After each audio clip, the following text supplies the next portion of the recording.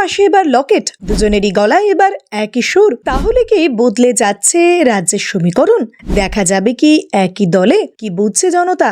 রাজনীতির ময়দানে একে অন্যের বিরোধী পক্ষ হলেও এবার সায়ন্তিকার পাশে দাঁড়ালেন লকেট চ্যাটার্জি।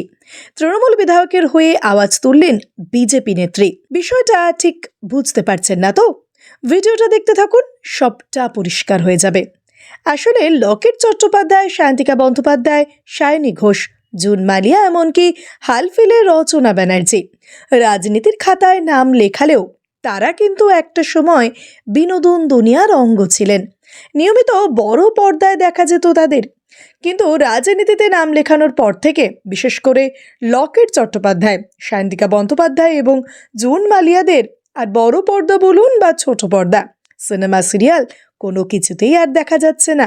তারা এখন খোদ রাজনীতিবিদ হয়ে উঠেছেন, যার ফলে সর্বক্ষণ রাজনীতির ময়দানে থাকতে থাকতে তারা তাদের শরীরের দিকে আর একদমই খেয়াল দিতে পারছেন না।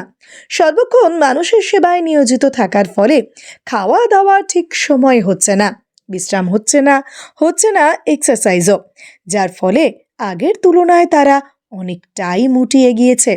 সেই সঙ্গে মুখশ্রীতেও এসেছে অনেক বদল, আর সেটাকেই এখন টার্গেট করছে কিছু সংখ্যক নেটিজেন। এই বিষয়কে কেন্দ্র করে ক্রমাগত টার্গেট করে চলেছে তারা। নানা রকম কুরুচিকর মন্তব্য থেকে শুরু করে খারাপ ইঙ্গিত, অনেক কিছুই শুনতে হচ্ছে তাদের। তাই এবার এই বিষয়ে সায়ন্তিকার পাশে দাঁড়ালেন লকেট। লকেট বলেন, রাজনীতির দুনিয়ার সঙ্গে যারা যুক্ত আছেন তাদের খাওয়া দাওয়ার টাইমের কোনো ঠিক নেই। হয়তো দুপুরের খাবার খেতে খেতে 5টা বেজে যায়, যার ফলে মানুষের জন্য কাজ করতে গিয়ে তারা আর নিজেদের দিকে তাকানোর সময়ই পান না। এখন যদি সায়ন্তিকাকে তার চেহারা নিয়ে কথা শুনতে হয়, সেটা খুবই নিন্দনীয় বলে মনে করেন লকেট। এখন তারা রাজনীতি করছেন, তাই সময় পাচ্ছেন না।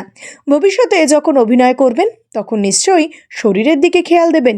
লকেটের কথায় যখন যেটা করছে তখন তারা সেটা মন দিয়েই করছে। ভিডিওটি ভালো লেগে থাকলে অবশ্যই লাইক, শেয়ার, সাবস্ক্রাইব করবেন আর কমেন্টে অবশ্যই জানাবেন আপনি কোথা থেকে দেখছেন।